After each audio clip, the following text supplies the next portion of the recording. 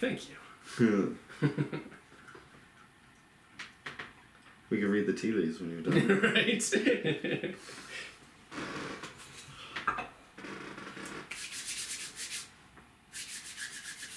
It's really big on your screen. Yes, it is. That's what she said.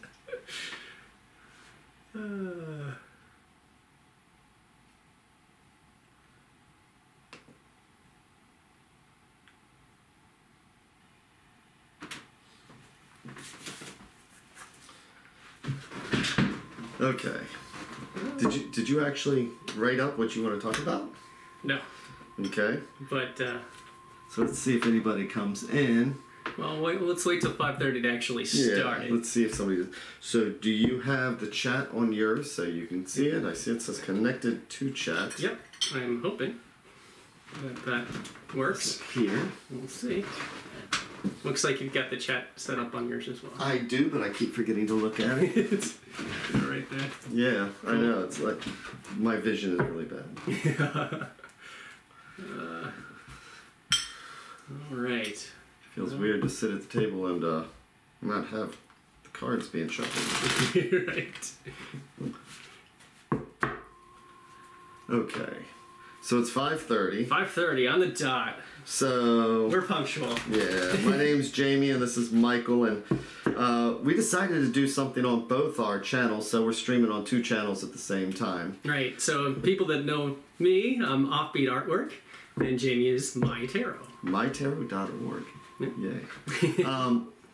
So what we're going to do is talk about the tarot, and so Michael's actually creating a deck. And this all came about because both of our partners were wondering why the heck we're not just recording this, because we will bore them to death by spending hours talking about the tarot, our thoughts on it, what he's doing with his deck. And so we decided that instead of torturing our spouses, that we would hold off on the conversations with in front of them, and we would actually just record it. Yeah, why not?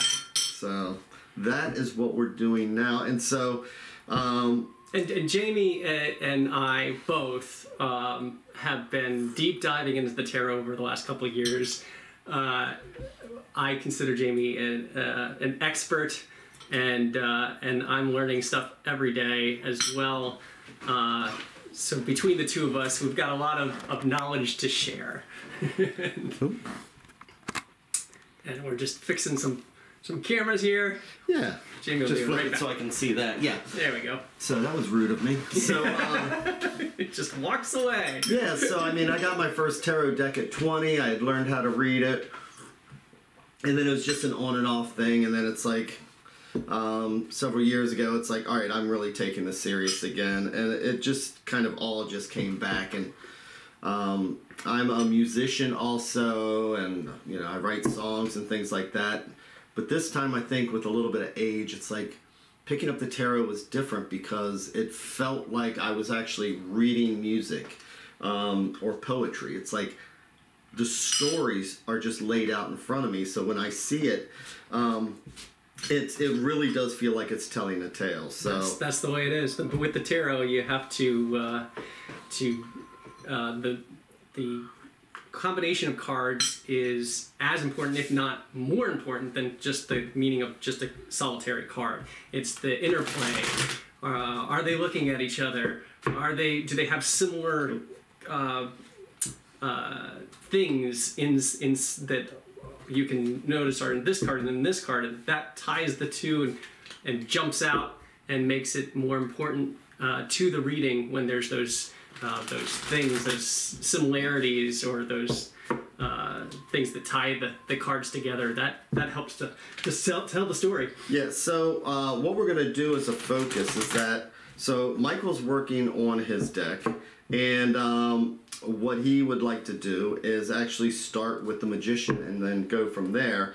How many cards do you actually have done? So I'm working on a very different type of tarot deck. I'm calling it a rectified tarot.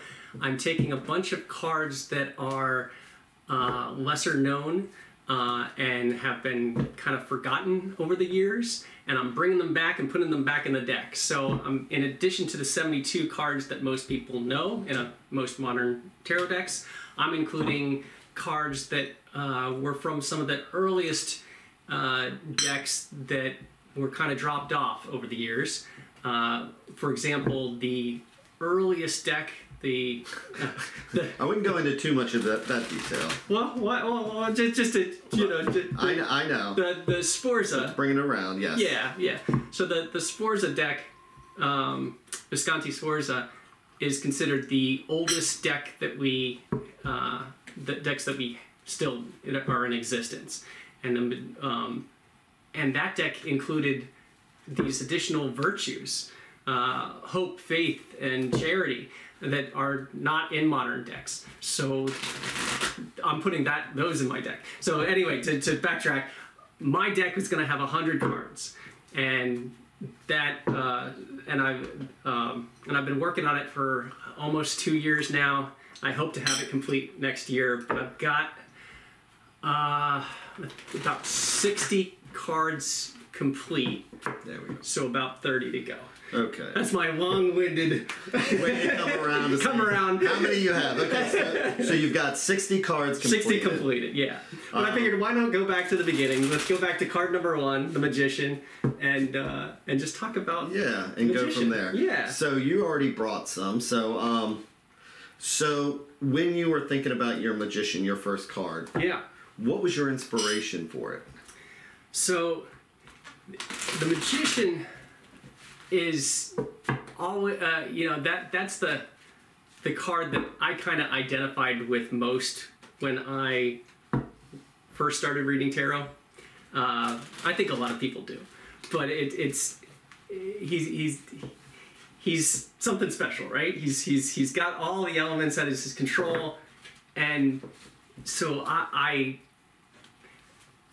was inspired by, I guess, my earliest decks. It was kind of my signifier card, but I wanted to go into the research and find not just the one tradition, but I wanted to put all the traditions into this card. So to say what inspired me, I can't limit myself to just one card or one deck, because I tried my best to combine all of the traditions and all the decks and pick out symbology and meaning from all of them, so they're all inspired. Right. Yeah. So what stood out that you did? So the thing is that until the deck is complete, Michael's not going to present the deck. So I'm trying to trying to get you to tell me what was the main thing that inspired. What is it on your deck that people can expect to see? Okay, so I can describe my what my Magician will look like. I'd be happy to do that. So I like Jamie just mentioned, I'm preferring not to show any of the cards until it's completed in full. But my Magician will have, like most Magician cards, all 4 elements at his table. He's going to be standing actually inside a conjuring circle, being more of a high magic magician. And in addition to the coin, the sword, or the athame, the cup, and the wand that he'll have on a table, I am also having him holding a double-sided candle, which some people see in the... Is that like the Rider-Waite? Exactly. Okay. So in the Rider-Waite, some people say... Walk over Some people see a double-sided candle in the hand. Now, a lot of people just think of it as a wand, but I already see a wand on the table, so I was like, what is this extra wand that he's holding up? And it looks to me like it's a double flamed candle. So whether or not that was Pamela Smith's intention or not, it became my intention. So I wove that into the lore of my card, but then I also included all the other various things like the roses and the lilies. That's in my card. The Ouroboros snake belt. That's in my card. The infinity symbol that's sometimes hidden in the hat and sometimes more blatantly put like a halo. Yeah. I'm including that. I'm trying to include all the things from all the various traditions so that if you're familiar with one style or the other, there'll be something to connect you to my deck and have it come true for you. So you're more of the magical tradition. I am, personally, but I still have a lot of respect for the older traditions, which I know are close at heart to you. Yeah, that's where, as I'm listening, it's like, because I do the Rider-Waite. I have, tons of decks. Yes. And so I respect the symbolism on each deck, but most people know the Rider-Waite. In the past 2 years, I got into the Marseille. So hold up the Marseille. So yeah, I'll show his. We're doing dual streams. Here we go. So this one right here is the original Noblette deck. It's considered to be one of the oldest ones. Okay, and then here is the CBD Marseille Tarot based on the Converse deck, and this is kind of like a recreation of it. I just wanted to point a little side note while you were holding it up. Mm-hmm. So if you notice this little leaf here that could also have feminine qualities to it, creative feminine qualities, that was also something that I made sure to include in my Magician. It's subtle. I included it as like a little symbol on like his cape, because my Magician will be wearing this long ceremonial cape, but the cape will have a ruffle in it that that includes that thing. So even the Marseille symbology will be included in my deck as well. To pay tribute to the earliest incarnations. Right. So the tarot, a lot of people, because of the Geblin and things like that, originally it was thought to be Egyptian origin, because of their magical leanings and because of the groups that they were joining. They assigned magical meanings and things like that. What started fascinating me about the Marseille, and this is a 1659 for this one right here, the Noblette. 1659, it's actually considered the oldest woodblock, the oldest one that went into production, as opposed to these, the Visconti, which were hand-painted. Right. So these were the ones that people were able to afford. You would see these decks. And so here's a good book. Camilla Ellis. She talks about, along the lines of what I do. Yeah. There we go. Camilla Ellis. It's the Marseille Tarot, and other ones do. And the way I started approaching the tarot is that what happened before anybody assigned any magical meanings? What was it like for people in 1600s, 1700s who didn't have a book?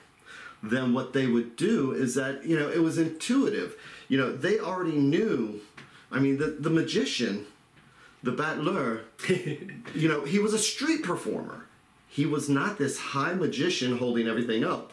He was actually could be seen as an illusionist. Well, that's just con man. That's just it, and that will carry through toward the reverse side of my card. Is more of a illusionist, but that isn't really magic. So illusion and magic, totally different things.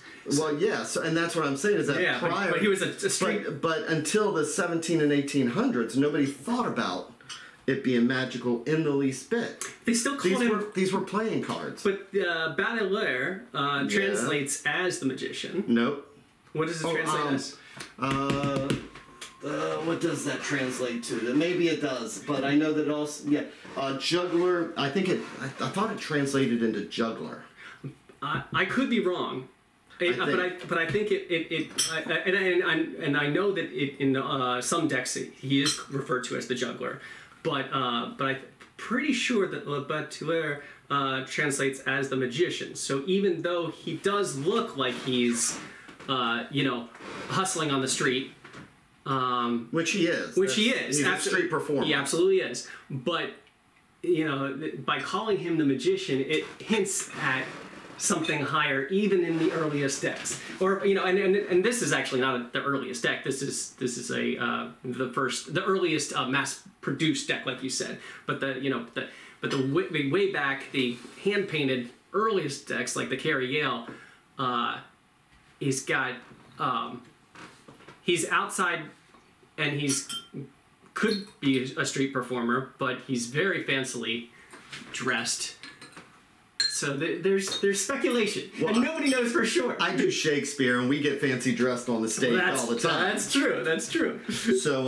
So if we can look at it in two different ways, then. So, for example, I have my own reading that I do with the magician, for example, and so if I'm doing the Rider-Waite, it is a magician. It is, he's got the he can manifest, he can do all that other wonderful stuff. If I'm using my Marseille deck, I will tend to go with, for example, with this reading that I'll use, is that I imagine that I have the magician. So he's looking over here. So the question is what does he want you to see? Over here, it's what is he trying to hide?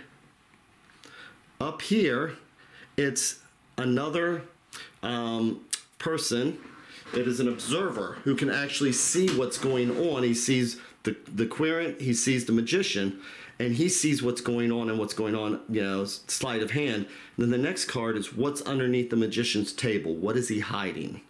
So this way I can... spread that Jamie does. so that's how I so if I'm doing the Marseille, that's how I'm doing or thinking about the magician or the juggler, the Bateleur. I'm thinking of it as somebody who's more of an illusionist or somebody who's a trickster. But he can still do magic and make things happen, because to the person watching everything, the sleight of hand, he's up here doing this and he's doing the magic over here. Right. So, and there's nothing wrong with interpreting. That's the wonderful thing about the tarot, is that it, depending on the reading, depending on the querent, depending on the reader, depending on the style of what's speaking to you at any given moment or time, the same card can mean so many different things, and none of them are wrong. It's just a matter of what moves you at that point. And I personally love the magic, the high magic, the esoteric, and you get into the later cards like Aleister Crowley's Thoth deck, and the magician becomes quite something. Right. And I mean, even before it got there, some of these, middle of the road decks, he's halfway there between the two extremes. He's still street performing, but he's beginning to take on some higher aspects of magic. So it's an evolution, and I love every stage of the way. Yeah. So here's another deck, an Italian. So the Italians.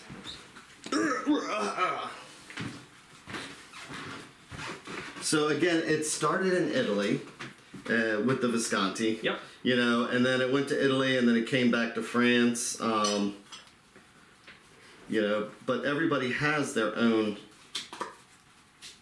You can tell that we didn't prepare this because we're doing this on the fly. It's the only way. So, but I'm gonna pull up because I think this is a really cool deck. I'll let you see how. Okay, so for the Italian deck, that's the full. We didn't start at 0, we started at 1. So here we go. Okay. How foolish of us. Bill Bagado. There we go. See him? He's even more of a street performer, yeah. Absolutely. Yeah. So, here's an Italian deck, and this is how they see him. Yeah. So He's even a little drunk there. so this is another one of those historical decks. Yeah. So, and like Mike was saying, it's not whether it's right or wrong. I mean, I've got all the newer decks and things like that. Sure. If I'm sitting here reading and I was to take the Magician and just do the 3 card, you know, so what's he want you to see? Because here it is, this is what he's staring at, okay? This is what he's trying not to show you. This is the Observer. This is what's under his table. So what he's trying to show here, if I was reading this, I mean, we've got the Ace of Cups. What he's distracting you from is the money. The Two of Pentacles. But the Observer, look at this. The Observer sees the 7 of Swords. So 7s are potential and ambition. They can, you know, they can take the harmony of the 6 and run that sword through it, and all of a sudden you have dissension and things like that.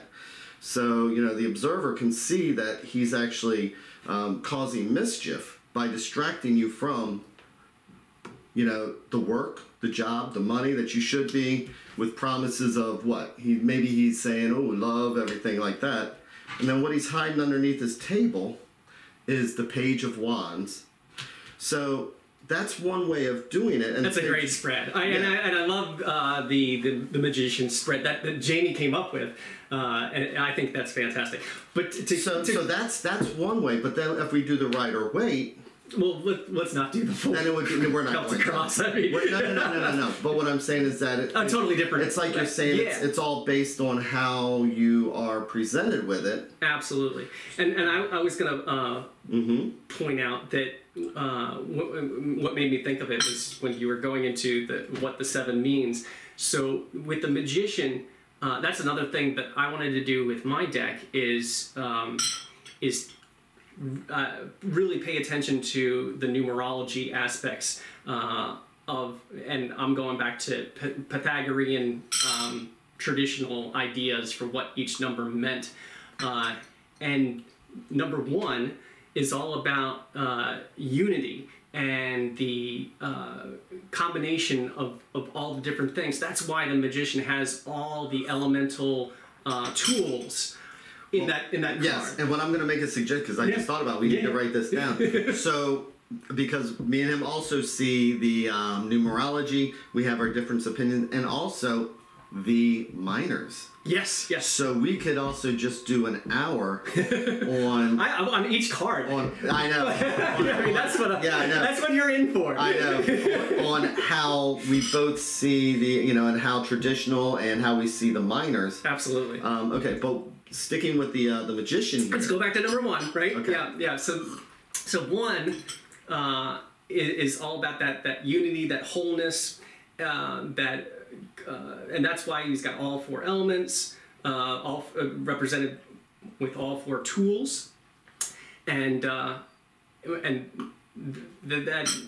it's the combination of the unity of opposites into one complete whole. That's why he's got the as above, so below pose to him, because again, it's that combination of opposites. Yep. Which is so. One final thing, because we can actually have our list for this. Yeah. So one final thing, though, and that is interesting, because we've all heard of the Fool's Journey. It's one of those things we learn if we put, what I think Eden Gray even talks. I haven't read her book in like years, but refresh it. But the Fool's Journey is that telling the story of you have. It's the journey of the cards. You start out as the Fool, and then you become the Magician, and you go through, and you're learning as you go through each one of the cards. You know, there's a full journey with that can take a full hour to go through. But the thing is that, you know, in the Rider Waite, the Magician is already complete. Right. He is a full-blown magician. He's a whole complete person.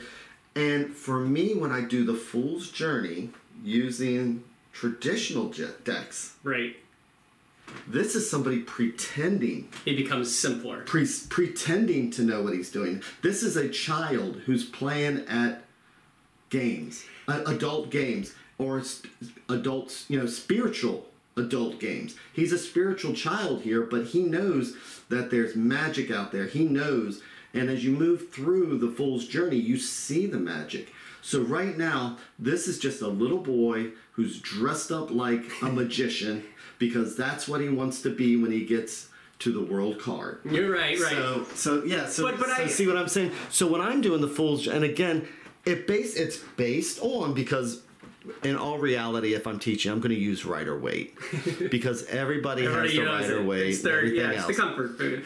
But think about that, is that he's like a child dressed up like a spiritual guy. And I know that... spiritual leader. And this is one of the things where Jamie and I, kind of butt heads a little bit. Lovingly, but we butt heads. Because, yes, it can definitely be seen in that traditional way where he's in an experience. Because he's number one. He's at the very beginning of a long journey. So he's not going to be as wise as some of the older cards.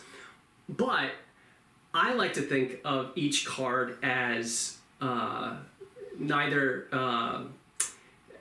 higher or lower than the other cards. When you're playing Taroshi, the game, or when you're talking about the Fool's Journey, then there's a sequence. But when there is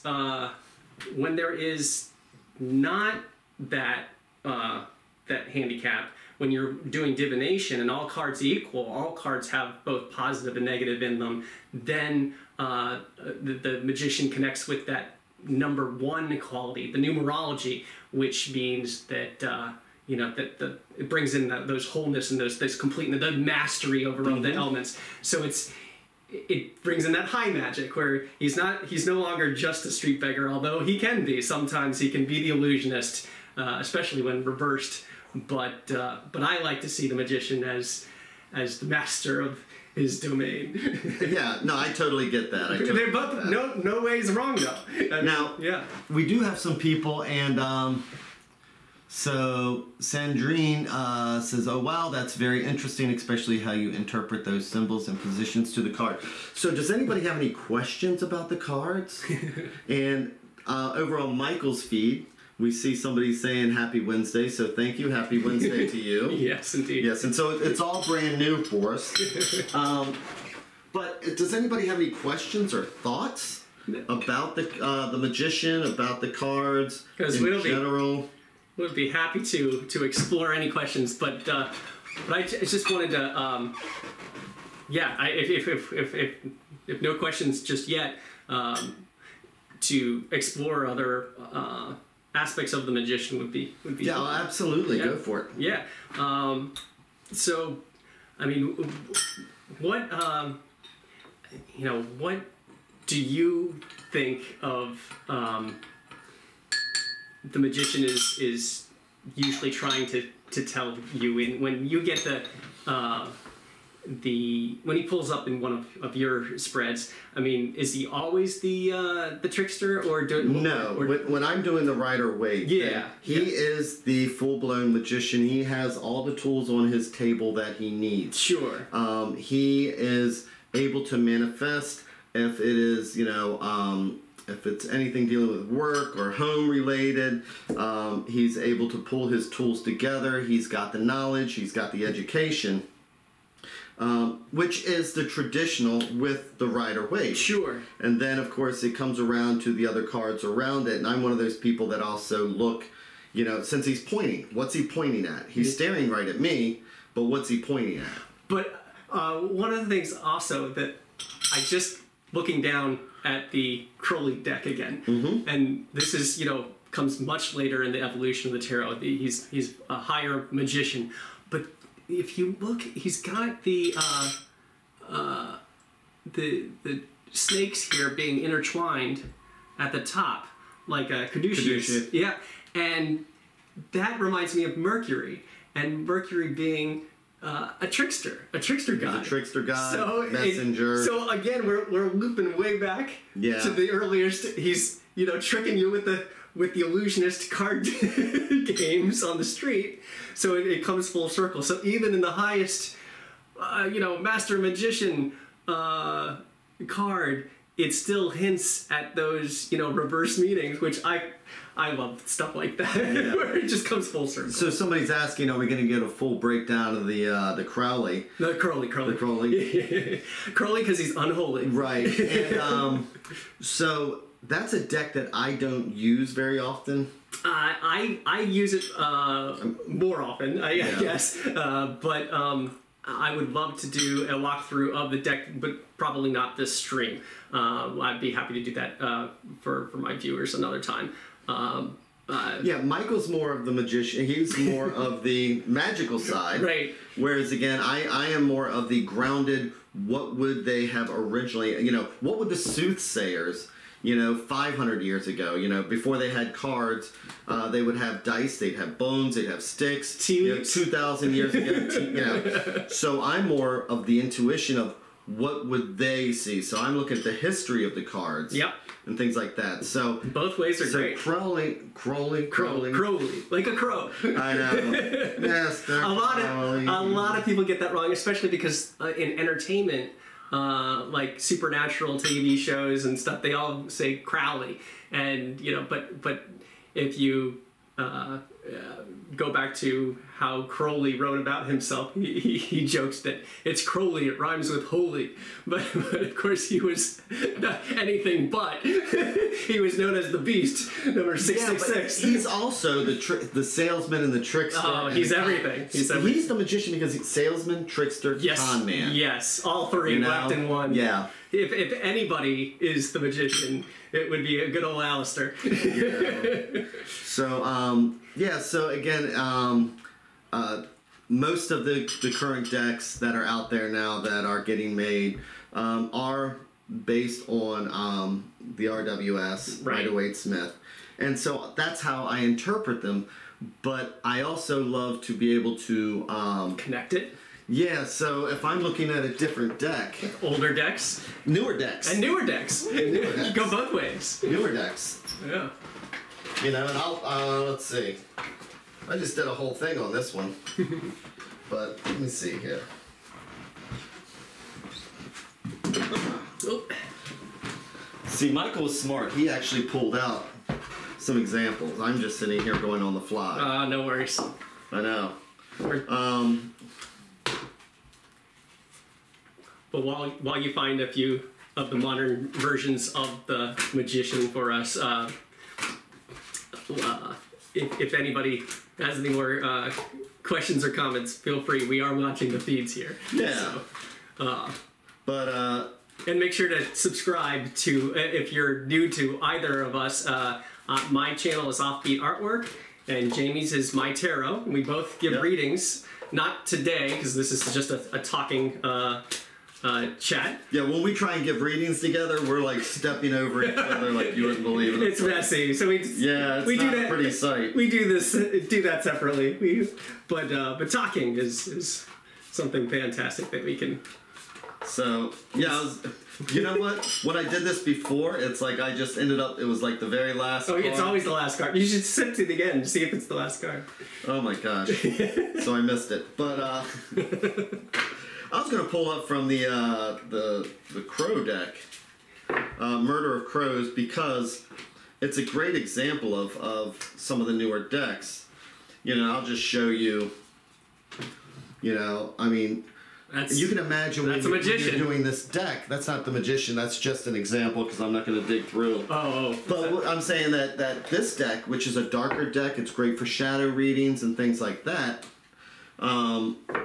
So I'm going to treat the Magician based on how this black and white deck is going to present him. So I got a comment here on my feed. When you're evaluating purchasing a new deck, do you look for a specific card that you have to zero in on first to get a feel for the deck as a sort of litmus test for the genuine thought or design of the creator? I certainly do. Do you? Now, this is going to be funny because I know it's like, yes, we can pull up the majors, and I know that's what everybody thinks. I'm always interested in. So if I'm looking at the majors, I'm always interested in the Hermit or Father Time. Yep. I want to see what direction he's looking. I want to know if he's looking at the past or if he's looking at the future. Time's an important one. Yeah. I know here's something that you always keep an eye out for is the whole switcheroo between. Oh my God. Okay, so I do believe when I'm doing the Fool's Journey and I'm doing everything else, it pisses me off about the switching of strength and justice. Yeah. You know? So in the earliest Justice is a man-made. It's man-made. So the earliest decks. Justice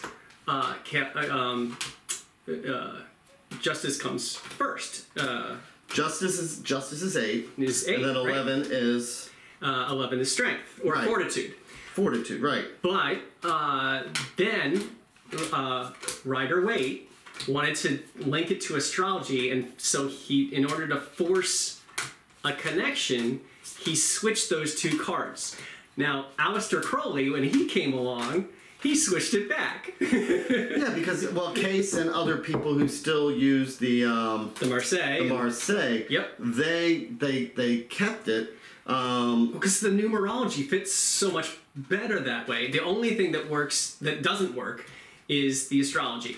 But I like, and here's another thing that I'm doing with my decks, is I'm not connecting the astrology to the traditional majors. I'm making those their own cards. So I have the whole Zodiac suite of cards in addition to the regular cards. So they're their own thing, so it doesn't muddy and have to connect with the other majors. The majors should only, for my deck, connect in numerologically and elementally, but not astrologically, because I've got the Zodiac cards represented. So I don't need to. And so I can go back to the original way that you like, that Marseille readers like, that Crowley likes, but it's going to be a little stretch for the Rider-Waite crowd, but they'll get there. Yeah, and so here's a newer deck that I really like, and I just got it. So this deck here, I'm not even trying to pronounce it, SOMNIA by Nicholas Bruno. Samya? Yeah. So it's a pretty deck. This deck right here. So what's interesting about this deck, and I'll show you the Magician and a couple others, is that as a modern deck, is that none of the faces are shown. Oh, it's all backs? No, it's all people covered. So it makes it anonymous. It makes you look beyond the stare or beyond the facial expression. So this one, it was the back, but let me show the other camera.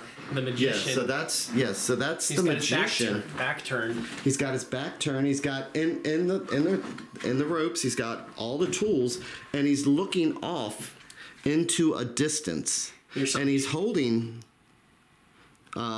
his athame or the knife or whatever it might be, but he's got all his tools here. And so some of the other cards just show you that they don't show the faces. That's an interesting choice. Based on the deck, and most of these are Marseille, I'm going to use the Marseille, but I'm going to use the symbolism of what I'm seeing in something like this. Oh, absolutely. And that's what was the original question? Is there anything that you really identify? Oh, yeah. When you're looking at a deck, you're just like, it's that one card that you have. I went off. Okay, so the Hermit is one of them because I want to know if he's looking forward or if he's looking backwards. Hermit, is he looking towards the Wheel of Fortune? Okay. Is he looking where you came from? So Hermit for you. The other thing.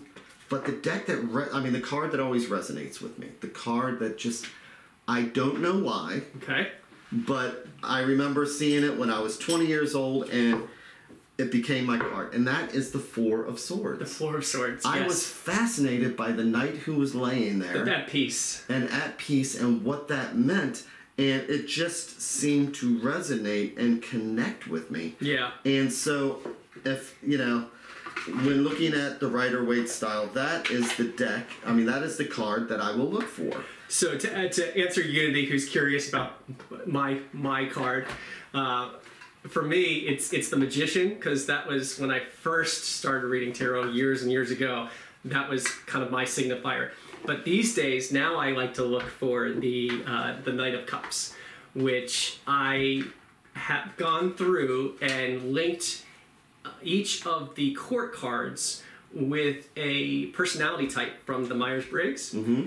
And the Myers-Briggs test for me turned out to be a certain personality type that I link with the Knight of Cups. So that fire of water is kind of me. I'm fiery, but I also have my tea. Yeah. So, and somebody's asking my thoughts on the Eden Gray. The Eden Gray Tarot. Well, Eden Gray. Oh, did I just knock it out? No. No, you're good. So, you know, here's the Eden Gray. This is the one that a lot of us started out with because there just was not a whole lot of gray tarot books out there. And, you know, she just kind of expands further on. And it's been a decade, it's been a long time since I've gone back to the Eden Gray. You know, maybe if I scanned it, it's like, it's always been good to go back as far as when learning, you know, taking the Rider Waite and getting the keywords and getting the, she expands on the pictorial key. Okay.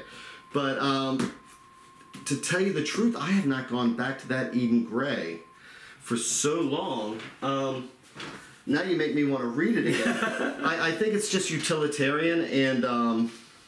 I wasn't even familiar. I thought you were talking about a deck. I didn't know you were talking about a book. I hadn't even heard of this one. See, that's yeah. So this one came out like in '72 or something like that, and Gotcha. it's one of the originals. 1972. Look at me. Yeah. 71, 72. There you go. How badass am I? Let me see here. So, yeah, I agree with that. That the Somnia is an awesome deck. Kind of reminds me of Renee did a painting. The Lover, their faces are covered too. That's the one that's got the sheets, like they're under sheets, if I remember correctly. I am not currently streaming under tarot. Thank you for finding me, Unity. I will fix that next time. There's some technical difficulties that I'm trying to work through here.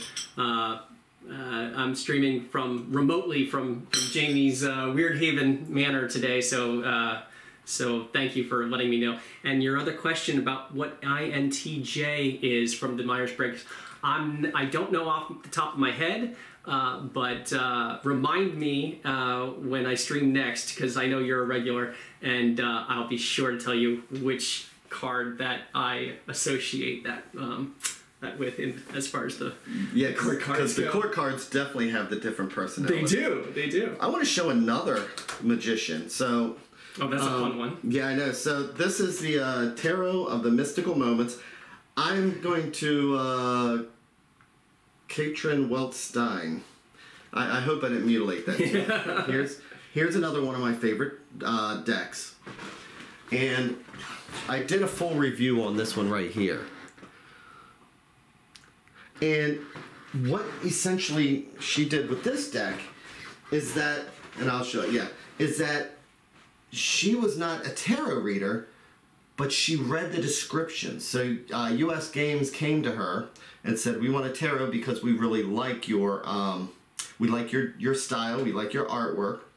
And so she put this tarot together with these beautiful pictures, based more on what the descriptions were and things like that. And so they just have this real surrealistic beauty to them. And when you look at them, you start to understand, you know, she's got this person who's like a little wizard who's doing her little magical thing here. But again, when I'm using this deck, you know, I know what it's supposed to mean and things like that. This is a great deck for if you need to, if there's something sensitive or somebody that you need to go a little bit deeper, but you know that it might be painful or it might be... it's definitely a softer deck. So I definitely use this particular deck. And the magician, it's not a man, it's not he's not at the table, but you'll notice that she's got that infinity symbol woven in there. She's got hints. She's got the conical hat. She's got all the... I'm pretty sure she's got all elements represented here. She did it very thoughtfully. I mean, she obviously researched it very heavily before she did her thing, and she wasn't bound to the traditions of all the other cards. I don't know if she even looked at them, but Right. she definitely researched heavily the descriptions and incorporated them. Here's what she's saying with hers: is the card of the Magician is about creative power, talent, potent energy. On this card, there is a hand holding a magic hat, which is the home of the Magician. With her intention and multifaceted skills, the Magician was able to create her own magical surroundings. An abode full of plants and animals, her skills are manifest through the 4 elements, which are represented by Magic Wand, There you go. which is fire, the Swan, which is water, Oh, interesting. plants, which is earth, and Butterfly, which is air. And she taps into these elements and channels the creative energy and produces magical results. See, so all the things are there. It's just done in a very different way, and that's what I loved about this deck. And it's a great way to ease into sensitive topics. Yeah, because it's softer, and a lot of the cards in this deck, they even give you choices. So for the traditionally male cards, Oh, yeah. such as the kings, you have a choice. You can use a male king, and then she's also done a female king. So Right. if you wanted nothing but women because you're been through some stuff, we've got the deck for you. yeah, it's a very sensitive. So King of Pentacles, Queen of Swords, the Emperor. Yes. So, but coming back around just as a whole. Yep. So when looking at the Rider-Waite inspired or the different decks like that, I think personally for me it's important to see what the deck is trying to tell me. I mean, I have all the keywords memorized, but when I'm looking at the Magician on whichever deck, it's what is this doing for a Rorschach test? I now have this Rorschach test in front of me. I have a question in front of me. Right. What story does this card say, and how does it fit into the narrative? That's the best way to read. Sometimes you got to throw out, those meanings of what you all memorized and learned, and we've both researched so much. But sometimes it's better just to tap into your to the moment and see what is this picture telling me, regardless of what anybody else has said or about it. That tapping in to tell that unique story. Yep. That's the best way. So Michael's stream, what is the name of your stream again, Michael? Offbeat Artwork. Offbeat Artwork. Yeah, thank you for yes. follow me there, and Jamie. Absolutely. Jamie is MyTarot. It's MyTarot because it goes with MyTarot.org, which is my website. Yeah, offbeatartwork.com is mine, but my Offbeat Artwork and Jamie's is MyTarot. And follow us both, and every Wednesday. We're hoping to, because this is only the first card. And you ought to see some of the debates we get into. It's fun. Oh my gosh. Well, it's fun for us, but our significant others are like, are you really going to spend the next hour in front of us talking about tarot? It's like, no. We're going to do it in front of you guys. Yeah, that was the decision. So, has anybody got any other questions about the first card, the Magician, or about tarot in general?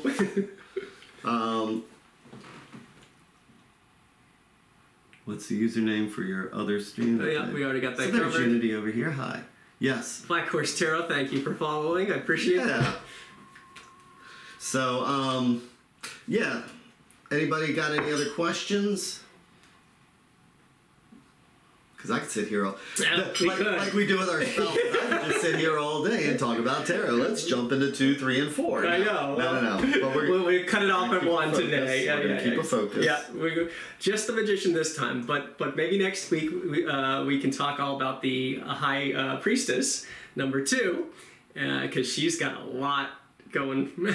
So stay tuned. Yeah. So Unity's asking a question.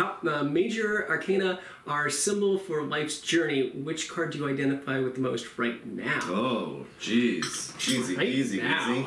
Right this minute. Right. Well, Okay. So. I mean, this minute it's got to be the magician because. Well, no. That's what we've been talking about for the last hour or so. But how are you feeling? If you had to pick a card to identify how you're feeling right now.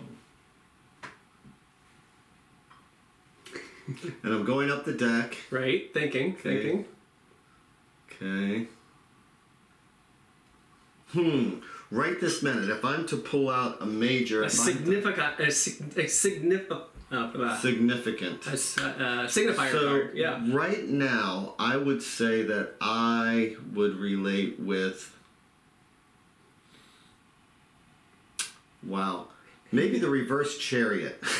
Because I'm having a problem right now with motivation at work and things. I don't tell them that because I've been in my job for 25 years and it's like I can do it blindfolded.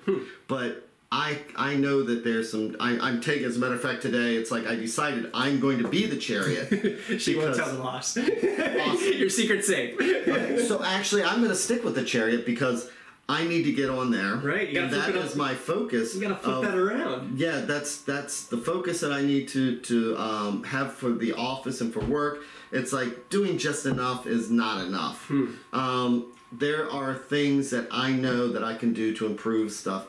And that was a damn good question because you just made me think about it. And maybe that is what I need to do is maybe tomorrow what I'm going to do is I'm going to come up, I will invent a chariot spread to find out what's going on in the morning. There we go. And I will meditate and think about the chariot and how that can help me to improve my day and take care of some of the extra stuff that will help the business. Awesome. So, I'm thinking while you were trying to figure out yours, I was trying to figure out mine, and I would have to go with the Empress right now if it wasn't the Magician, because the Magician was all. Are you pregnant? I'm not pregnant. Okay. But the creativity. Yeah, absolutely. So it's I'm in the midst of creating this deck, so it's create. So I've got lots of Empress energy going for me right now, but yeah, it was nice to take a break and talk about the Magician. But no, and I totally see the Empress, so that's really cool, and it is about creation. Yeah. I mean, she's creating something in her belly, but she's also... she's creating an environment that is, lush, beautiful, plush. Right. Where she's all relaxed out and everything else, so that she can be able to create. Yeah. Well, we'll get to her later. Yeah. I have lots of thoughts to talk about the number 3 card, but next week will be number 2. So somebody's asking, how did we both come to tarot? Want to go first? You want me? So I have always... Okay, I don't believe in the occult, but my mother... There are stories about my mother and her headaches, okay? And then strange things that would happen where she would know where my father was at the time, who happened to be drunk with my brother, and for no reason whatsoever, she gets in the car, she goes to some place that she knew where, she just had this headache and knew. She gets there. And yes, he's passed out. My brother's 3 years old. He's my older brother, and he's running around wild. So I grew up with these stories, and so I was always fascinated by it. And I would have gotten along well with her. And I've always been fascinated with the Victorian era. So what I'm going to do is I'll actually show you like where we're at right now. Let me take a. So this is my parlor. And you can see that I collect Ouija boards going back to 1820. Here's all my decks, or some of my decks. I mean, I've got everything over there. So fascination with the spiritualism of the 1920s, things like that. And anything dealing with the Gaslight era, which, you know, it fascinated me. And then I discovered the tarot. Again, I think I was probably about 21, and it tickled all the funny bone parts, all the fancies and stuff. So this room here is just one of the rooms. My whole house is full of antiques, oddities, things like that. We collect Ouija boards. Yeah, Jamie, lovingly calls his house a weird haven. Yeah, my house is weird haven. But yeah, see, So what got you into the tarot? Right? Because I remember when we were talking about it first. So yeah, unlike Jamie, who's more skeptical, I am definitely in tune with magic. I believe in magic. I practice magic. And so so I come from a little slightly different mindset than Jamie, but that's what I said. I was about I'd probably get along just fine with your was it your mom? Yeah, it was my mom. Your mom. Yeah. But yeah. So back in high school, I was trying to find myself spiritually. And I was taking a collaborative religion course, and the teacher happened to be Wiccan, or his wife was Wiccan. His wife was a witch, yes. So he included that in part of, we studied Judaism, we studied Christianity, we studied Hinduism, and then he threw in Wicca. And I was like, well, what's this? This is interesting. And so that's when I first got interested in the occult and magic and that kind of thing. And I was given my first tarot deck back then, and it's no looking back since. But just recently, about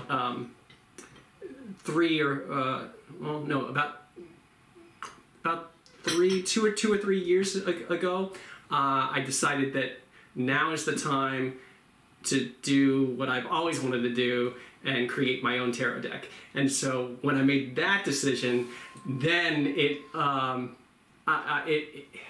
I started to research and become such a better tarot reader because of that. Because of all the research that I'm doing for my own deck, all of a sudden I can read the cards much better because I know the ins and outs so much more.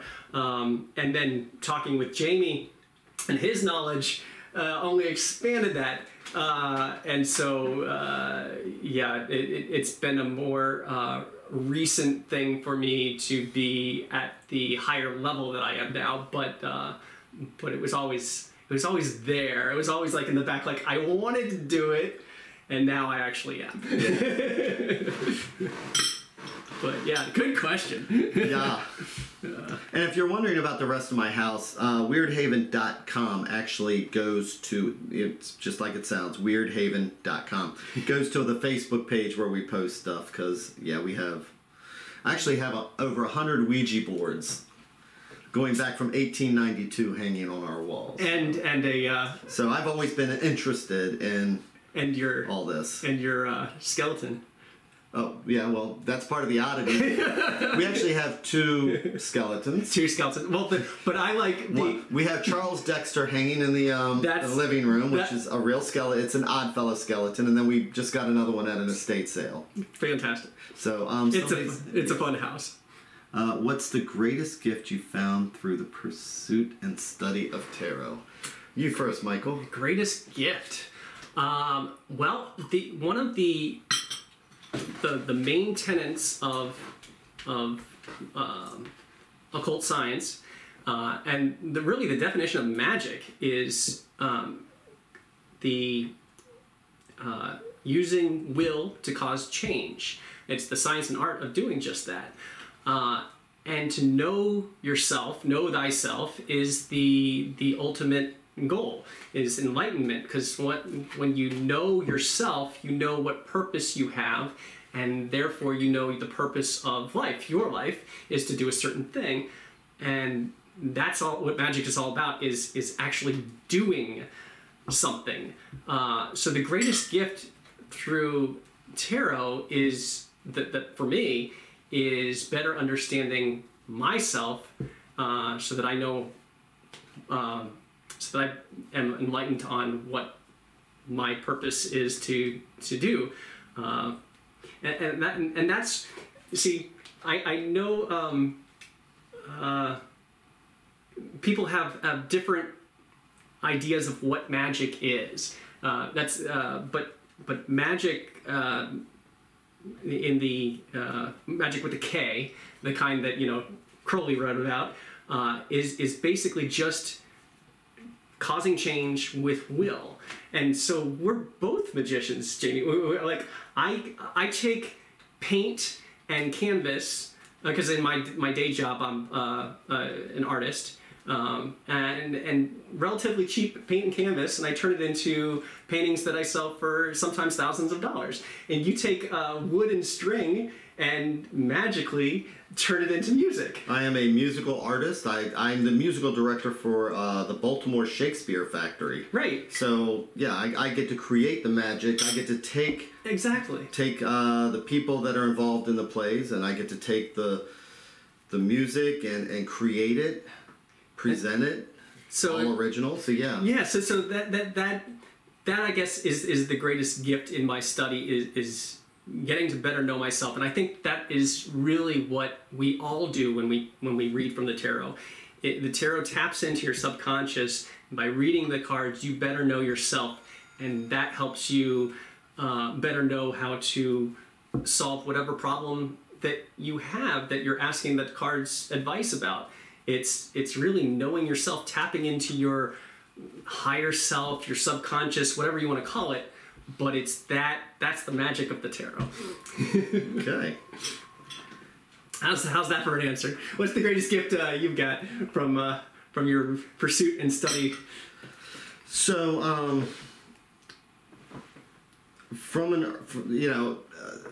in my 20s, 30s, etc., I went into the military, became a 91 golf, quote-unquote, behavior science specialist. So I was doing counseling and things like that through the reserves, through National Guard, through Army. That got me a job at a Taylor Manor Psychiatric Hospital, where I actually volunteered long-term adolescents. And I've done 30 years of drug and alcohol, talking to people, working with them, volunteering. So I've always done a lot of volunteer work. The thing about the tarot is that I've always been a good listener, and I've always liked listening. And the tarot gives a focus. So if somebody is struggling with something, somebody has a question, I almost go into a trance when I do it, because it's like Michael's seen me do it. It's like all of a sudden it's like, just don't anybody else talk to me.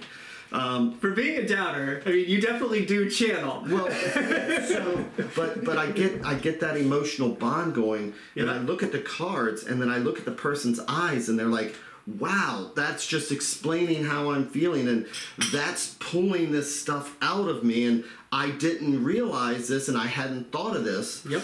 The tarot makes us think outside the box, things that we would never have thought about. So why is, the Seven of Swords right next to the Lovers? Why is this card here? What is this telling? And then, I don't know, I need to ask the person in front of me. I can tell you what this card means and what this card means. And then all of a sudden this dialogue comes, and they're like, wow. So the greatest gift for me, again, is I'm an isolator. I mean, I know I talk a lot, but it's just that, but it gives me a way of connecting with other people. And that's the best gift that I get. So, that's my answer. That's a great answer. Yep. So, It is actually 6:32. Okay, so we're over our hour. Yeah. So I think that we need to cut this off now. Yeah. But, you know, if somebody wants a reading or anything like that, you can go to MyTarot.org. You can go to my Twitch page. You can go to his. Offbeat Artwork, yep. And we can, we're happy to do readings separately for you guys. I'm going to take a short break because I got to go home. Yep. But I might tap in a little later this evening, or if not, tomorrow. And so I hope you find me, and I'll be happy to talk more then. And I don't know, have you been to the MyTarot.org? Yes. Okay, yes. So I'm actually documenting all the videos. I'm doing, I'm also doing reviews and stuff like that. So this is also going to be posted on there, what we're doing right now.